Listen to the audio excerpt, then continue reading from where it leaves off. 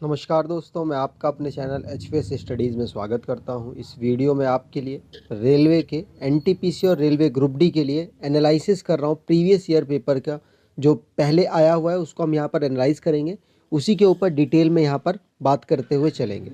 अगर आप इस चैनल पर पहली बार आए हो तो आपसे अनुरोध है, चैनल को सब्सक्राइब कर लीजिएगा।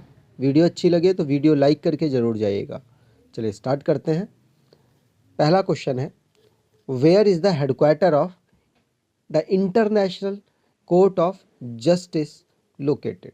तो इंटरनेशनल कोर्ट ऑफ जस्टिस का हेडक्वार्टर कहाँ पर लोकेटेड है? तो आंसर हो जाएगा द हेग। द हेग में इसका हेडक्वार्टर लोकेटेड है। इसके बारे में अब डिटेल में हम यहाँ पर जानने वाले हैं। तो बात करें इसको फाउंड कब किया गया। इंटरनेशनल कोर्ट ऑफ जस्टिस को फाउंड किया गया था 1945 में। इसके इस समय पर मेंबर कितने हैं? तो 193 मेंबर्स हैं। मैंने आपको बता ही दिया, नीदरलैंड के द हेग में इसका हेडक्वार्टर है। और आपको बता दूं नीदरलैंड की कैपिटल क्या है? एम्स्टर्डम। याद रखिएगा, एग्जाम में पूछी जाती है। यहाँ पर बात करें तो इसके अंदर जो कोर्ट में जज चुने जाते हैं तो कितने पोजीशंस हैं? तो 15 पोजीशन है और जज की जो टाइम पीरियड होता है वो 9 ईयर का होता है। इस समय पर इसके प्रेसिडेंट कौन है? तो करंटली इसके प्रेसिडेंट है जॉन डोनोग्यू। ठीक है, चलिए आगे बात करें। अगला क्वेश्चन है, who is the author of the why I am a Hindu. तो why I am a Hindu के लेखक कौन है? तो आंसर हो जाएगा Shashi Tharoor. Shashi Tharoor why I am a Hindu के लेखक है और ये बुक आपसे पूछी गई थी। चलिए आगे बात करें। अगर आप ई बुक परचेज करना चाहते हैं स्टैटिक जीके का, तो आप इस बुक को परचेज कर सकते हैं। यहाँ पर पैसे भी कम आपसे लिए जा रहे हैं और आपको सारा कंटेंट प्रोवाइड कराया जा रहा है। रेलवे के सभी एग्ज़ाम, जो आने वाले एग्ज़ाम है उनके लिए तो मोस्ट इम्पॉर्टेंट ये ई बुक है आपके लिए। तो आप डिस्क्रिप्शन बॉक्स से लिंक से परचेज कर सकते हैं और कोई प्रॉब्लम हो तो यहाँ पर आपके लिए ईमेल दे रखा है, आप इसमें मेल करके अपनी प्रॉब्लम को सॉर्ट आउट कर सकते हैं। इस तरीके के अंदर आपको कंटेंट मिलेगा। आगे बात करें। अगला क्वेश्चन है, the other name of Yarlung Tsangpo river in India is. Answer हो जाएगा ब्रह्मपुत्र। भारत में असम में इसी नदी का नाम हो जाता है ब्रह्मपुत्र। और यारलुंग सांगपो नदी इसका चाइना में नाम होता है। ठीक है, चाइना के तिब्बत में इसका ये नाम होता है। जिस तरीके से गंगा की बात करें तो गंगा में भारत का नाम होता है गंगा, और गंगा ही नदी का जब बांग्लादेश में जाती है तो कहते हैं इसको पद्मा, और जब ये पद्मा ब्रह्मपुत्र से मिल जाती है तो इसको कहते हैं मेघना। इसी तरीके से ब्रह्मपुत्र का नाम यारलुंग है, असम में इसका नाम ब्रह्मपुत्र हो जाता है, और जब ये बांग्लादेश में ब्रह्मपुत्र एंटर करती है तो इसको कहते हैं जमुना, और जब ये गंगा के साथ मिल जाती है तो इसको कहते हैं मेघना। ठीक है, चलिए आगे बात करें। यहाँ तो गंगा रिवर का जो फॉर्मेशन है वो गंगोत्री ग्लेशियर उत्तराखंड से होता है। इंदस नदी की बात की जाए तो इसको हिंदी में सिंधु नदी कहते हैं। लेक मानसरोवर से इसका फॉर्मेशन होता है जो कि तिब्बत के पास लोकेटेड है। महानदी रिवर की बात की जाए तो छत्तीसगढ़ और उड़ीसा में ये फ्लो करती है। और सबसे फेमस क्वेश्चन ये है कि हीराकुंड डैम का फॉर्मेशन इसी नदी के किनारे में हुआ है। आगे बात करें। In which year did Mahatma Gandhi return to India from South Africa. तो आंसर यहां पर हो जाएगा 1915। 9 जनवरी 1915 को महात्मा गांधी साउथ अफ्रीका से इंडिया आए थे। आपको बता दूं 9 जनवरी को ही हम प्रवासी दिवस के रूप में मनाते हैं। ठीक है, तो यहाँ पर आप देख सकते हैं आंसर सी है। महात्मा गांधी जी ने ये सारे जो मूवमेंट है वो किए थे। जैसे चंपारण सत्याग्रह, महात्मा गांधी का भारत में पहला सत्याग्रह था जो कि 1917 में बिहार में किया गया। खेड़ा सत्याग्रह 1918 में किया गया। खिलाफत मूवमेंट जिसमें गांधी जी ने 1919 में पार्टिसिपेट किया। नॉन कोऑपरेटिव मूवमेंट इसको गांधी जी ने 1920 में किया था। और सिविल डिसोबीडिएंस मूवमेंट इसको गांधी जी ने 1930 में किया था। गांधी इरविन पैक्ट 1931 में हुआ था। क्विट इंडिया मूवमेंट 1942 में हुआ था। ठीक है, चलिए आगे बात करें। अगला क्वेश्चन है, who was the first president of Indian national Congress? तो आंसर हो जाएगा वोमेश चंद्र बैनर्जी। तो वोमेश चंद्र बैनर्जी मतलब WC बैनर्जी 1885 में जब पहला सेशन हुआ था कांग्रेस का, उसमें ये प्रेसिडेंट थे। ठीक है, चलिए आगे बात करें। अगला क्वेश्चन है, which of the following state has the lowest population density according to census 2011? तो 2011 के सेंसस के अकॉर्डिंग किस स्टेट की लोएस्ट पॉपुलेशन डेंसिटी थी? तो आंसर यहाँ पर हो जाएगा अरुणाचल प्रदेश। इजी क्वेश्चन था, लेकिन ये क्वेश्चन पूछा गया है आपके NTPC के एग्जाम में। यहाँ पर थोड़ी सी डिटेल ले लेते हैं। लोएस्ट मतलब कितनी? तो 17 पर्सन पर किलोमीटर स्क्वायर। ठीक है, तो यहाँ पर बात करें 2011 के अकॉर्डिंग जो पॉपुलेशन डेंसिटी भारत की कितनी थी? तो 382 पर्सन थी पर किलोमीटर स्क्वायर। और बिहार की सारे स्टेट्स में से सबसे ज़्यादा डेंसिटी थी, कितनी थी? 1106। आपको याद रखना है, एग्जाम में पूछा जा सकता है। अगर बात करें यूनियन टेरिटरी में सबसे ज़्यादा डेंसिटी थी 11,297 दिल्ली की। और अगर आपसे पूछा जाए सबसे लोएस्ट यूनियन टेरिटरी में किसकी थी, तो अंडमान निकोबार की सबसे लोएस्ट पॉपुलेशन डेंसिटी थी 46।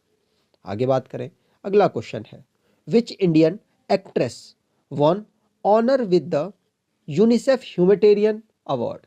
तो आंसर यहाँ पर हो जाएगा प्रियंका चोपड़ा। प्रियंका चोपड़ा को यूनिसेफ के द्वारा ह्यूमैनिटेरियन अवार्ड से सम्मानित किया गया है। आगे बात करते हैं, अगला क्वेश्चन है, which city was the capital of India from 1772 to 1912? मतलब 1772 से लेकर 1912 तक भारत की कैपिटल क्या थी? तो आप सब जानते होंगे, कलकत्ता। कलकत्ता ये इसकी कैपिटल थी। उसके बाद दिल्ली को शिफ्ट किया गया।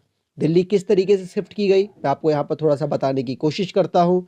1772 से लेकर 1911 तक कलकत्ता भारत की कैपिटल रही, जिसमें ब्रिटिश शासन चल रहा था।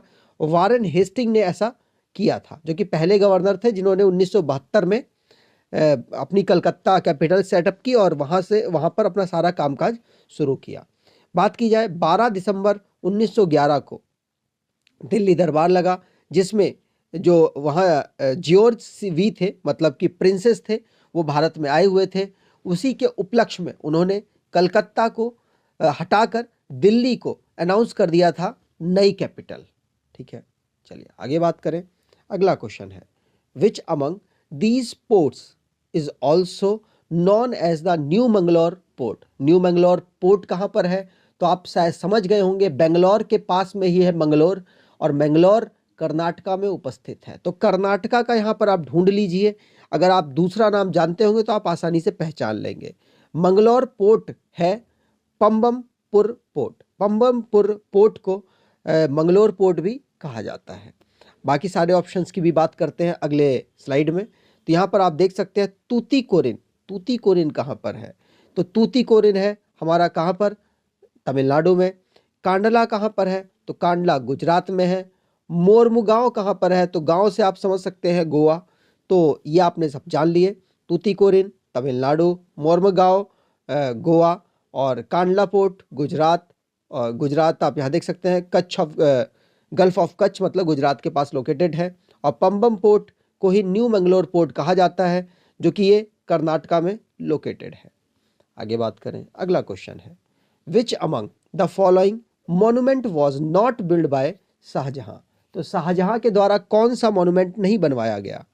तो आंसर यहाँ पर हो जाएगा बुलंद दरवाज़ा और ताजमहल, रेड फोर्ट, जामा मस्जिद शाहजहां के द्वारा बनवाया गया, लेकिन बुलंद दरवाज़ा अकबर के द्वारा बनवाया गया था। तो यहाँ पर बात करें अकबर ने इसे क्यों बनाया, तो आपको बता दूं, गुजरात से जब इनका युद्ध हुआ उसे ये जीत गए, और उस जीतने के उपलक्ष्य में बुलंद दरवाजे को बनाया गया था, और जो कि फतेहपुर सीकरी में लोकेटेड है। फतेहपुर सीकरी उत्तर प्रदेश में इस समय पर लोकेटेड है। बात करें तो ताजमहल, रेड फोर्ट और जामा मस्जिद को मुगल शासक शाहजहां ने बनवाया था। आगे बात करें, the headquarter of ASEAN is located in which of the following country. तो आंसर यहाँ पर हो जाएगा, इसका जो हेडक्वार्टर इंडोनेशिया में लोकेटेड है।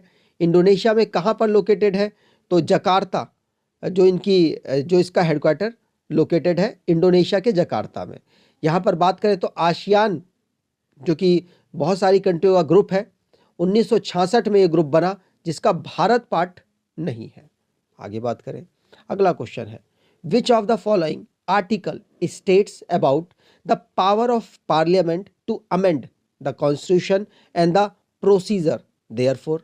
मतलब जो हमारे पार्लियामेंट को पावर दी है रूल्स में अमेंड करने की, तो वो किस आर्टिकल के अंतर्गत आती है?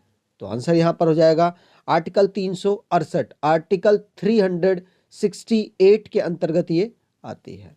आगे बात करें, अगला क्वेश्चन है, who among the following is the first Indian prime minister to resign their office.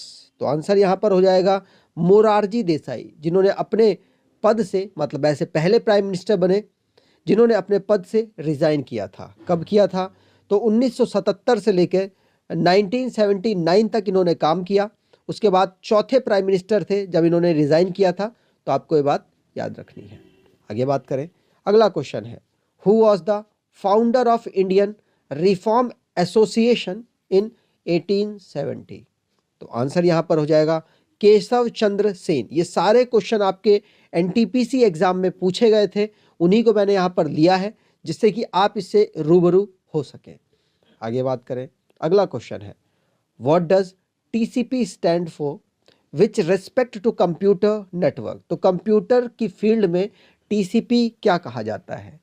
तो आंसर हो जाएगा ट्रांसमिशन कंट्रोल प्रोटोकॉल। तो ए ऑप्शन यहाँ पर बिल्कुल सही हो जाएगा। ठीक है, चलिए आगे बात करें, अगला क्वेश्चन है, Chandrayaan 1 was launched in which year. तो चंद्रयान 1 को कब लॉन्च किया गया था? तो आंसर हो जाएगा 2008 में तो लॉन्च किया गया और 2009 तक इसने फंक्शन किया था। और ये मून के लिए एक मिशन था। मैं आपको बता दूं, दुनिया का सबसे पहला जो मून मिशन था वो कौन सा था? तो जिसमें जो अपोलो 11 मिशन था वो पहला था, जिसमें नील आर्मस्ट्रॉन्ग, माइकल कॉलिन और बज एल्ड्रिन गए थे और जो पार्टिसिपेट किए थे। और इसको किया कब गया था? 20 जुलाई 1969 को किया गया था। आगे बात करें, अगला क्वेश्चन है, Borlaug award is given in which of the following field. तो आंसर यहाँ पर हो जाएगा बॉरलॉग एग्रीकल्चर की फील्ड में अवार्ड दिया जाता है। ये आपको बात ध्यान रखनी है, 1972 से इस अवार्ड को रेगुलर दिया जा रहा है।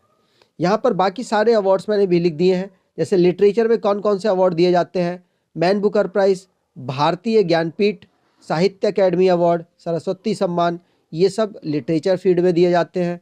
म्यूज़िक में ग्रैमी, मिर्ची म्यूज़िक अवार्ड म्यूज़िक की फील्ड में दिए जाते हैं और भी बहुत सारे अवार्ड हैं। साइंस की बात करें तो Kalinga, Nobel prize, Shanti Swarup Bhatnagar award, science की फील्ड में अवार्ड दिए जाते हैं। आगे बात करें, अगला क्वेश्चन है, which of the following carries blood from heart to kidney. तो हार्ट से किडनी तक ब्लड को कौन ले जाता है? तो आंसर यहाँ पर हो जाएगा रीनल आर्टरी। ए ऑप्शन यहाँ पर बिल्कुल सही है। ठीक है, चलिए आगे बात करें, अगला क्वेश्चन है, which gas is filled in balloon. तो बलून में कौन सी गैस भरी जाती है? तो आंसर यहाँ पर हो जाएगा हीलियम गैस को इस भरा जाता है। ठीक है, नॉन रिएक्टिव गैस है। इसकी बात करें तो हीलियम, इसका मास होता है 4 और इसका नंबर होता है 2। ठीक, चलिए आगे बात करते हैं। अगर आपको वीडियो अच्छी लगी है तो आपसे अनुरोध है वीडियो को लाइक कर दीजिएगा। इसी तरीके की सीरीज़ अगर आप रेगुलर चाहते हैं तो नीचे कमेंट भी कर दीजिएगा। इस तरीके की सीरीज़ हम आपको आपके एग्ज़ाम से पहले तक कराते रहेंगे। धन्यवाद।